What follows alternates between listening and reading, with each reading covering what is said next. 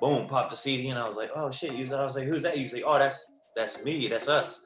I was like, how the fuck y'all do I that? was like, yo, MA1, bro, MA1 Right, Right, Mr. Right. right. That was I didn't know he was involved in it. me. Yeah, it was me, Cooper, and put your hands up. I can't really remember his name, man. I got him on my Facebook, but yeah, Ramon? me and him and nah, Ramon. I did I think it was a beef. It was called Beef or some shit like that. I did a beef track with Ramon at the barracks. It was barracks in the back on the left hand side. I think it was the last barracks that we was in. I moved out of that barracks and then we did a track. But the one that MA1 Right he hooked up was it was called Am I My Brother's Keeper. That shit was bumping back then. You still got it? And then Coop was on the hook. He was like, "Am I my brother's keeper?" Oh, you know what? I remember that fucking song now that you just sang that out loud. Oh, that's crazy. Oh shit. That shit was hot, bro. That's wild. Hey, for the first track, MA1 Right, he hooked up a studio time for all four of us actually. Up on the Poly. Oh no, it was the Leaky. We was calling it the Light Highway. Yeah, I remember that. The lookouts up there, the Poly lookouts over there. So he found a spot up there, dude. We went up there, recorded one night, bro, and we came back with this production, bro. That shit was hot. Back then it was hot. I mean, I thought it was hot.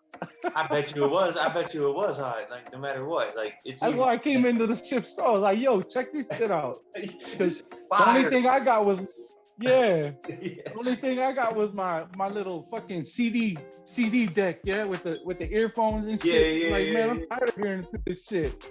I want to hear it on your shit, bro. Right. You know, the shit store had the bang. You know, it had the bass in it. The bro. 6-disc changer in it. With the surround sound. Yeah.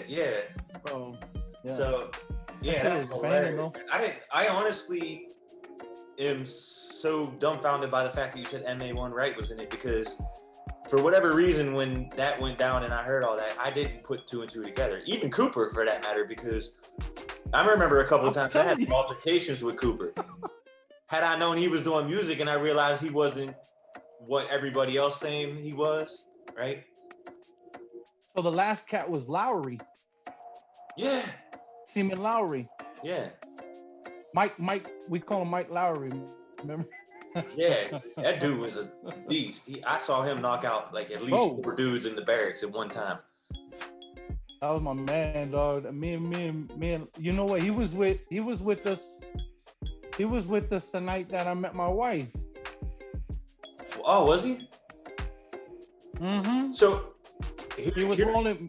It was me and him. We rode up in my Honda. I think it was me, him, and Stuart. We rode up in my Honda over there at Dallas's house. We was drinking that night, bro, and everything was fucking proper, bro. I was like, damn, this is a sweet spot. It was the first time I was over there that time. Yeah. I was like, man, this is a nice spot, bro. And then you know, with the girls, bro. Of course.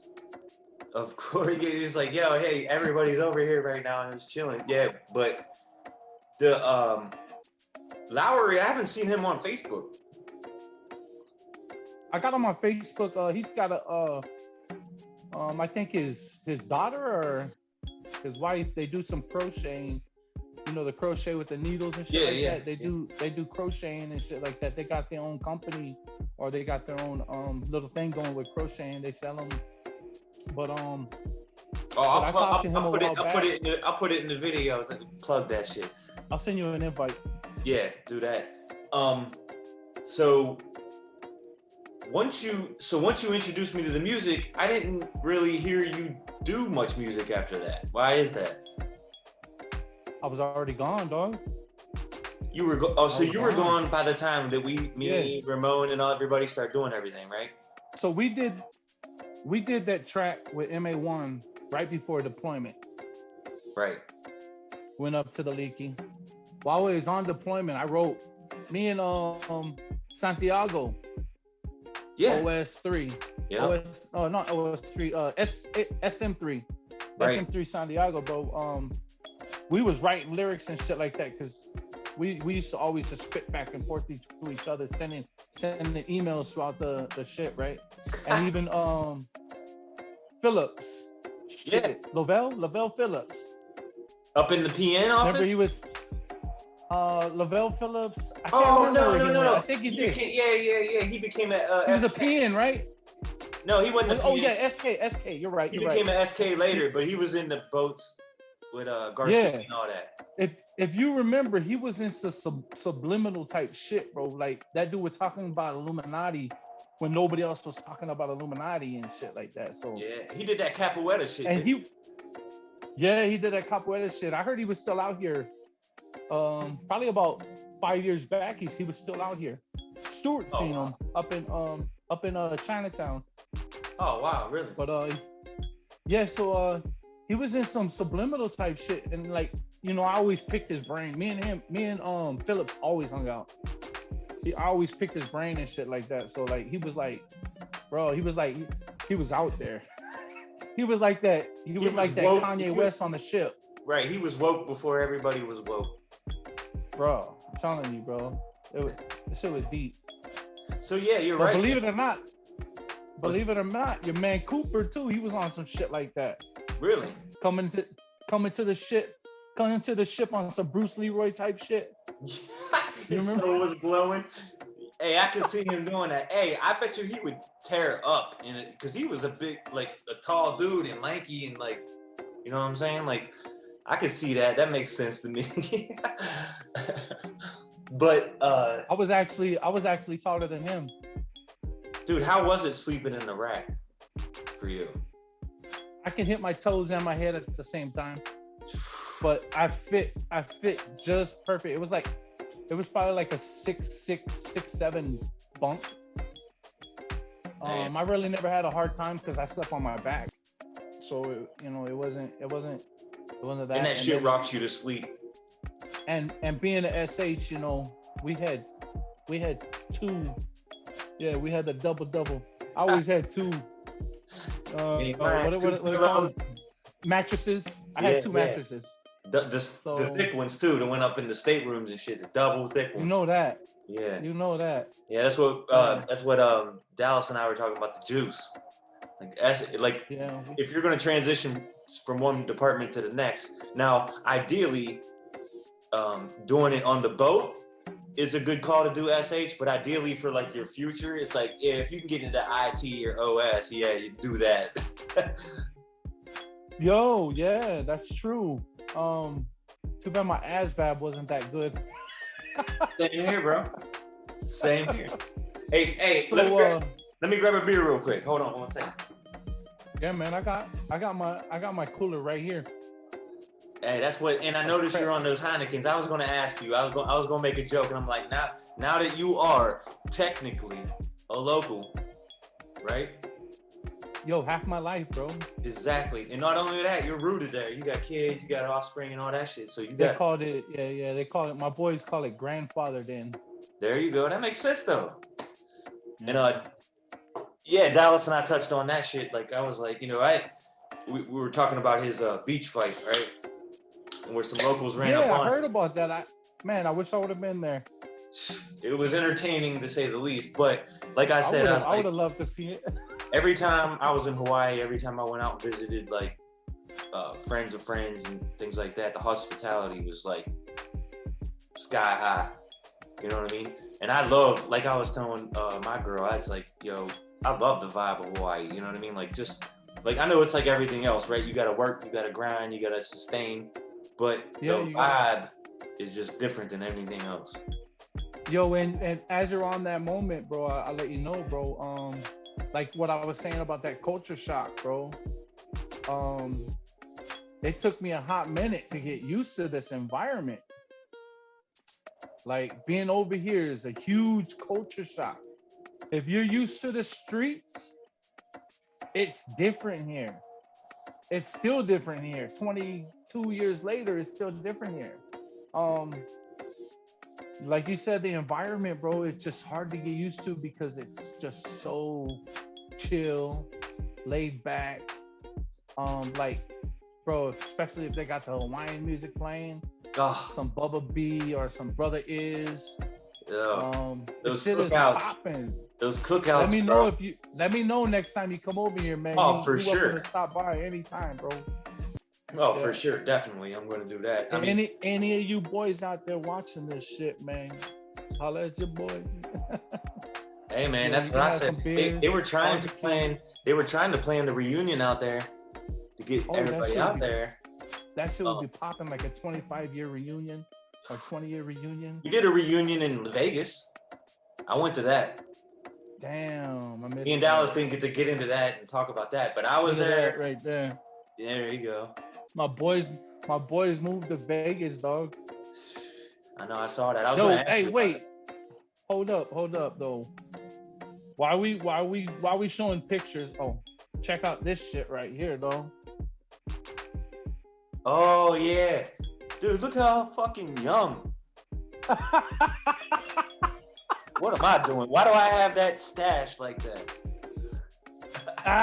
Wait. Why did any of us have that stash, dog? Hey, was that picture in Pago Pago? Nope. No. You know what? We had a fucking blast that night.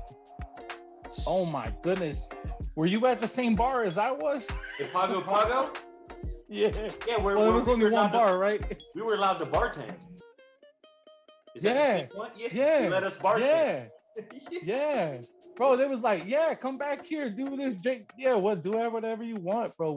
And the waitresses were all dancing with us and shit. Hey, bro, I was in there at one point, and I'm almost ashamed to admit this, but they were ordering shots, right? And the night kept going and going and going. And I was to the point where I was like, they were ordering too fast. I was like, I can't do it. Yeah, I was like, nah. I was too busy on the dance floor, dog. It was my first deployment, bro. And I was like, yo, I believe you. I was like, I partied in high school. But partying overseas like that is a whole different level. When you're 20 years old and you're in all these exotic places, that's a whole different thing. And then, like, you ride around in these taxis when we got the Pago Pagos, like, you can drink in the car. You know what I'm saying? And then you get these bars and they're like, hey, just do whatever you want. That shit was hot, though. Oh, man, that was amazing. That right there is in Thailand, dog. Oh, all right. I think it was Pattaya Beach. I'll tell you one thing. I don't remember most details about Thailand. You don't remember this picture, dog? No. I don't remember taking that picture. Hell no. Yeah, look who we with. Yeah, Kraus. Yeah, we with GM3 Kraus. Yo, my man Kraus. The funny thing is that's a crazy combination, right? Because that's before you were... We never kicked it. Right, that's what I'm saying. Nah, we rolled up on him, bro. We rolled up on him. I can't remember who I was with at that time. Who was because we had to do buddies, right? It was a buddy system. It was like just in case one guy came up missing. Right. But I was with one of the MSs. One of the new MSs, MSSN. You know which one it was? Nah, but I can figure it out. I got a yearbook up in there, but I can't remember his name. That's what Dallas said. He's like, young cat about the cruise book. Yeah, I got a cruise book upstairs, but I don't want to get too far into it because I heard some shit happen to him. I don't want to bring up no names. Oh, okay, yeah. Oh, yeah. The same person, man. But yeah, we had a blast, bro. I wasn't even drinking, honestly, because I didn't want to. I didn't. What is the word for it? I didn't trust that situation. Yeah. You know what I mean? Like, I can enjoy myself without drinking over there. Right. Like when we went to Australia, shit, I got ripped. Oh. But over there in what is it called? Thailand, bro. You gotta watch your shit. Oh man, because you don't know who you're gonna take. You don't know who you're gonna take home. You don't know what they're gonna harvest your body for. Yeah, I ain't taking home nobody. I didn't touch. You seen those videos that they were showing on the mess deck before we went there? Yes.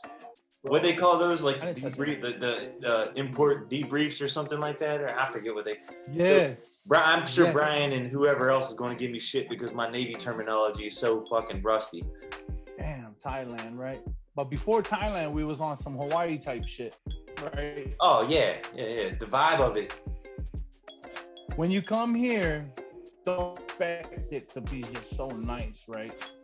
You don't expect the people to be just nice and shit like that. It's like you always like with me, I always grew up with like no feelings, you know, it's like I'm numb. There ain't nothing that you can do that can shock me. Right. Like when you get mad and you want to fight already, it's like it doesn't shock me. It's like whatever. But over here is like as long as you're respectful and respect the culture and respect what they do around here, and you're not disrespecting, you're not throwing rubbish all over the place, you know, and just respecting the people. It's just so fucking fire, elegant, just beautiful, like you said, like earlier. Like, sexy as fucking. It's intoxicating. It's sexy as fucking. It's intoxicating. It like, is. If you, like you said, I think you hit it dead on the head, right? If you're respectful, and you don't walk around like you own that place, right? And you don't, disrespect what they're doing. If you just sit back and vibe, you ain't gonna be fucked with. That's why I was saying when me and Dallas were talking about the story, that was why it was so alarming to us when we were on the scene, but they were young kids. You know what I mean? And that shit happens. The beach fight. Right. It don't matter. It don't matter what city you're in. It don't matter what it is. That shit happens. Kids roll up on you. You know what I mean? You had that everywhere, bro. Right. If downtown Waikiki, me, Alcantar. Yeah, I remember Alcantar. We was walking down Waikiki and OS3. I can't remember his name, bro, but I sold my my Beamer. I sold my BMW to this guy. Can't remember his name. Him and one of his friends from another ship got rolled up on by like fucking 7 locals. And me and Alcantar, we was walking up, we was just chatting and shit like that. And, we know them. It was like, oh, what's up? What's good? And these locals like, yo, what's up?